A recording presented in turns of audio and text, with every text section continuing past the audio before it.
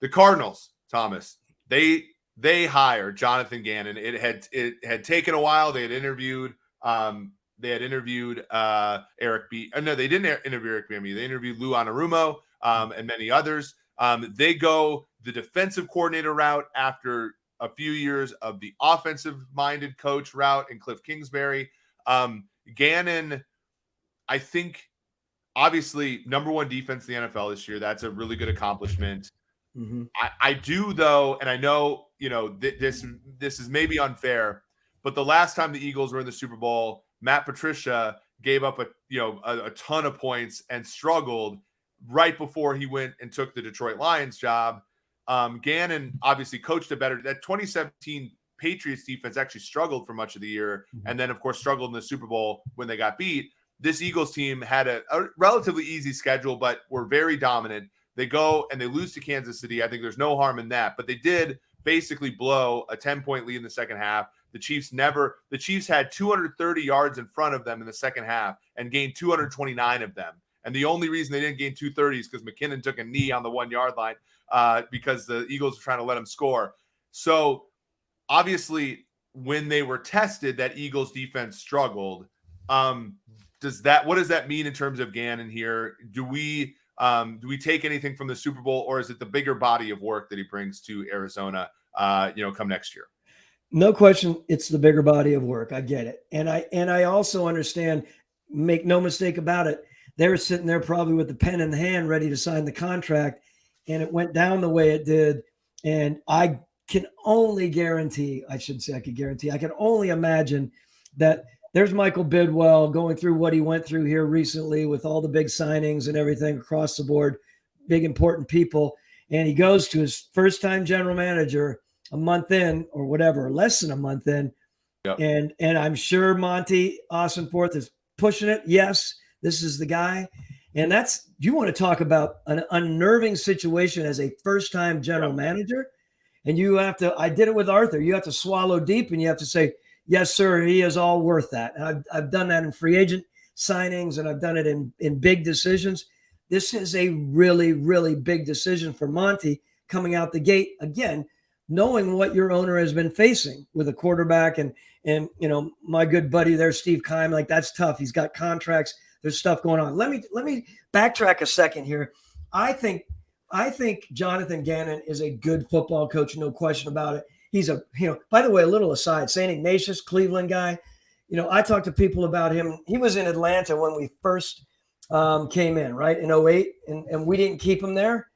Remember, he went from there, and Les Snead was there with him. Really good guy.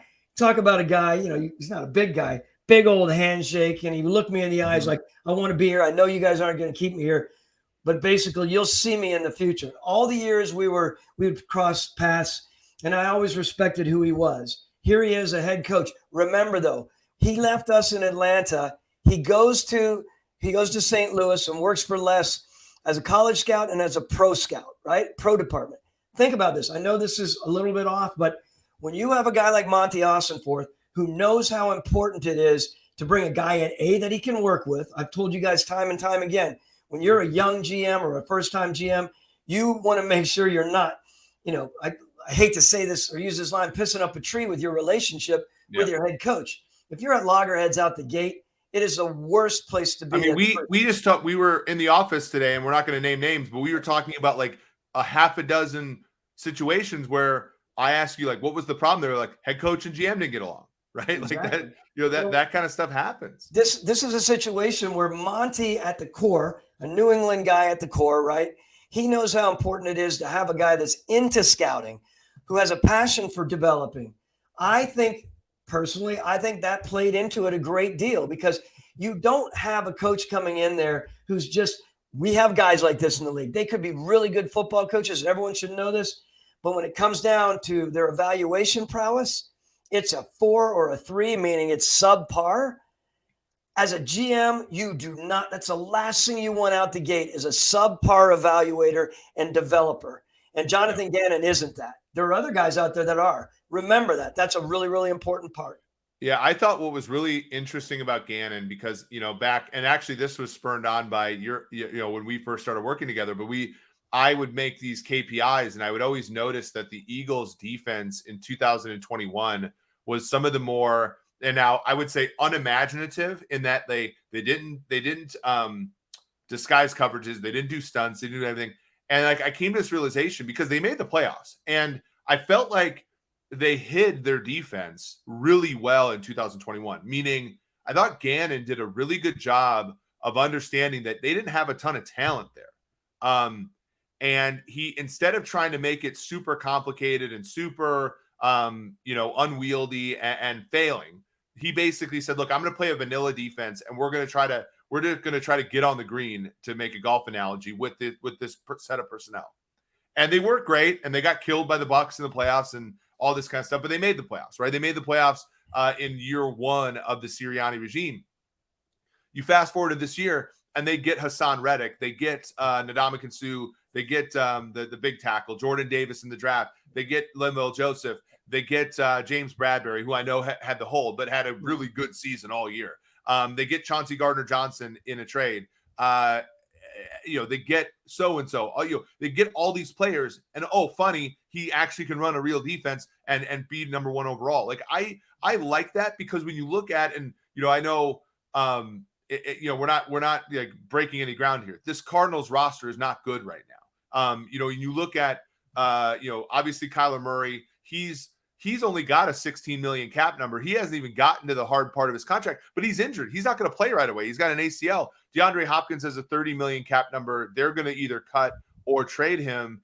They only have one defensive player, Thomas, who makes over $7 million a year, and that's Budda Baker, who's a nice player, but that's a safety in a league where, you need more than just a safety. They spent a first-round pick, and we talked about this on the last podcast. They spent 2 straight first-round picks, one on Isaiah Simmons, one on Zaven Collins, on inside linebackers. And I know Simmons was kind of special coming out of Clemson, but those are other positions where the surplus value is not as high as if you're drafting defensive ends, corners, offensive tackles, wide receivers, quarterbacks.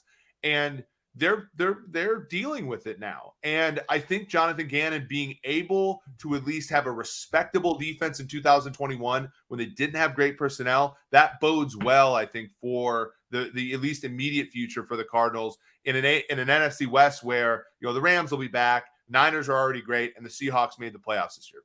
So that organization right now, given what they were dealing with, unfortunately, it's imperative that they kick it off well, right? It's imperative that free agents want to come there. They want to play for the head coach. They want to be around Monty Ossenforth as a GM. They want to be around Michael Bidwell as an owner, right? That's really, really important for them. It's just a little unfortunate that last game sticks in people's minds, right? It's like it's a kickoff to something, but I do believe it's good. I believe it's great for Jonathan and Monty to kick it off with a little bit, just a slight bit of adversity, to say, all right, let's do this together. It brings them closer. Monty's going to be very outspoken. I didn't watch his presser, but he's going to have to be very outspoken. And it does jive for the free agents that are possibly going to be coming in there, for the draft people, that they believe in this new tandem. I think it's really, really important. Yeah, I agree. And I think that'll be it'll be interesting to see. And obviously, we're rooting for the Cardinals because there are great people in that building, and there are, obviously, you never want to see the adversity they had this year.